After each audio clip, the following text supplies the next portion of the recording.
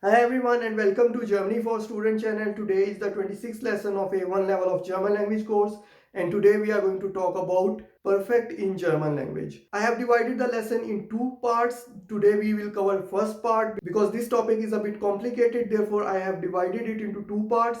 In the today's lesson we will talk about the rules that we have to apply on perfect, and in the next lesson we will go through some of the examples. I have also listed two examples for today's lesson, but in the next lesson we will cover the examples in more detail. Here I would like to make an announcement that I have started a separate series for German language students who are especially beginners, and in that series I will provide you tips and tricks through which it will become easier for you to learn German language, to identify the gender of noun, how you can make verbs from nouns and how you can make nouns from verbs, how you can make the adverbs from verbs, etc. That series will run in parallel with this lesson. We will continue this lesson and we will complete the A1 course in the same manner that we are following until now. So let's start today's lesson, which is about the perfect in German language. Now perfect in German language is called das perfekt.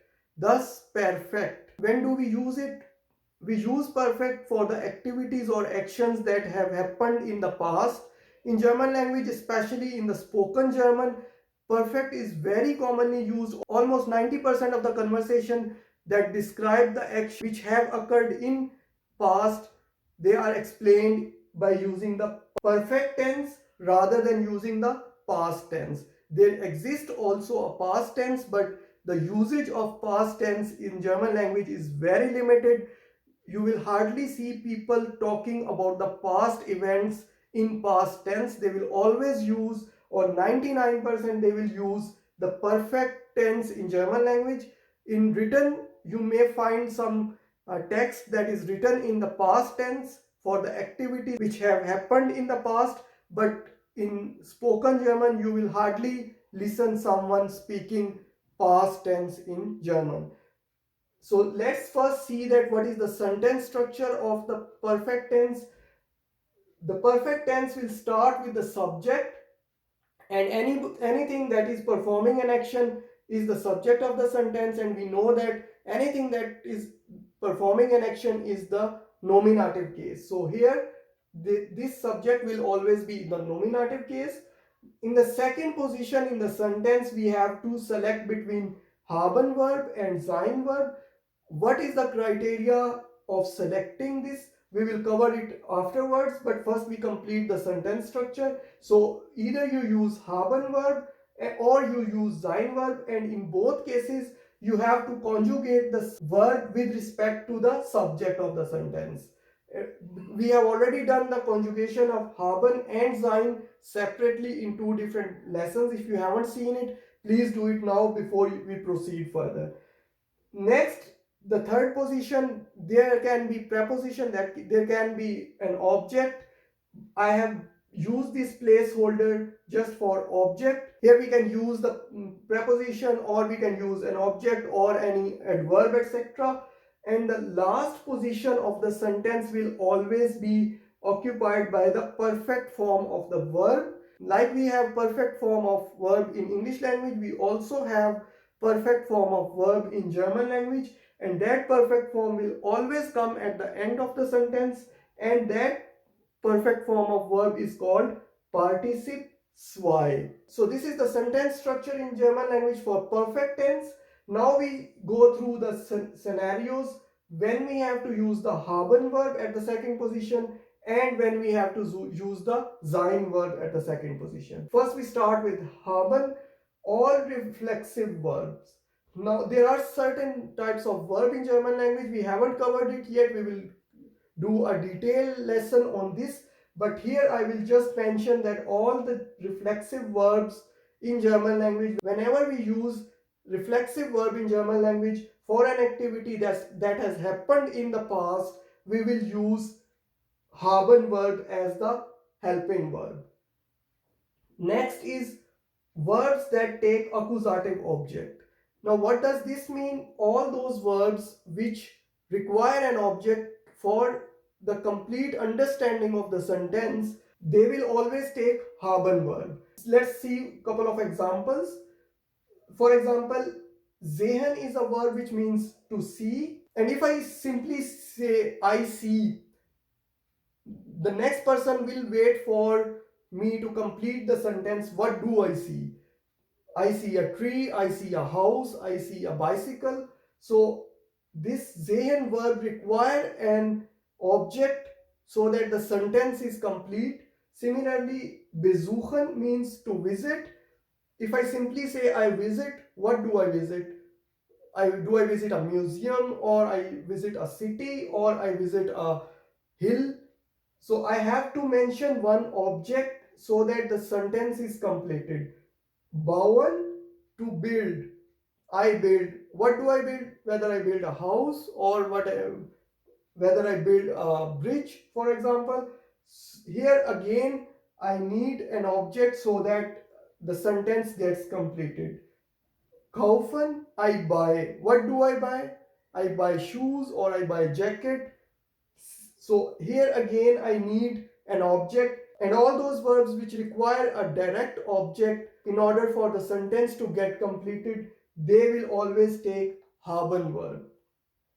Next we have perfect with sein. The first scenario for which we will use sein verb is verbs of movement. There are certain verbs through which we show some movement. For example, gehen is a verb which means to go, which means there is some movement. I am going from one place to another place. So whenever I need to use gehen verb for an activity that has happened in past and I want to describe it in perfect in German language, I need to use sein as a helping verb. Kommen, to come. Again, I am coming from one place to another place. Therefore, I will use sein verb. Fahren, to travel. Again, I am traveling from one place to another place. There is a movement in the verb. Therefore, I will use sein verb. Next scenario is verbs that show change of state. There are certain verbs through which we can show the change of state. For example, aufwachen. Aufwachen means to get up. Now, in this verb, I am changing my state from sleeping. I was sleeping and then I wake up. So, aufwachen, to wake up. Next is einschlafen, which means to fall asleep. Here again, I am changing my state. I was awake, but then I'm going to sleep. Changing my state. Therefore, in case I use einschlafen verb, I have to use sein verb as a helping verb. Next is wachsen. Wachsens mean to grow. Whenever something grow, the state is changed. Therefore, again, we have to use sein verb. Sterben, which means to die. Again, from living state to the dead state, the state is changed. Therefore, if we describe this activity imperfect, we have to use sein as a helping verb. Then we have some specific verbs, or we can say that there are some exceptions for which we use sein verb. That is sein, bleiben, to stay or to remain, geschehen, to happen. So there are some other verbs also. We will check these verbs in the part 2 of the perfect lesson. Now let's go through the perfect form of the verb and see that how does the perfect form looks like. So here is the infinitive form and here is the perfect form. Sich treffen, sich getroffen, sich waschen, sich gewaschen, sehen, gesehen, besuchen, besucht, bauen, gebaut, kaufen, gekauft, gehen, gegangen, kommen, gekommen, fahren, gefahren, aufwachen, aufgewacht, einschlafen, eingeschlafen, wachsen, gewachsen, sterben, gestorben. So these are the perfect forms of the verb, and I would recommend you, whenever you come across some new verb, you also memorize the perfect form of the verb so that you can use this for the perfect sentences also. Now I have listed two examples only here. Ich habe den Film gesehen. I saw the film, or I have seen the film. Now here you see that again we are using this sein verb which correspond to this category, and this category comes under haben. We have used haben verb, but we have conjugated haben verb with respect to the subject, and we know that we have to conjugate the verb according to the subject of the sentence. Therefore haben when conjugated with respect to ich becomes habe, and we see that we have used the perfect form of this verb at the end of the sentence. Here we saw that we have to use the perfect form at the end of the sentence. Next example is Ich bin nach München gefahren.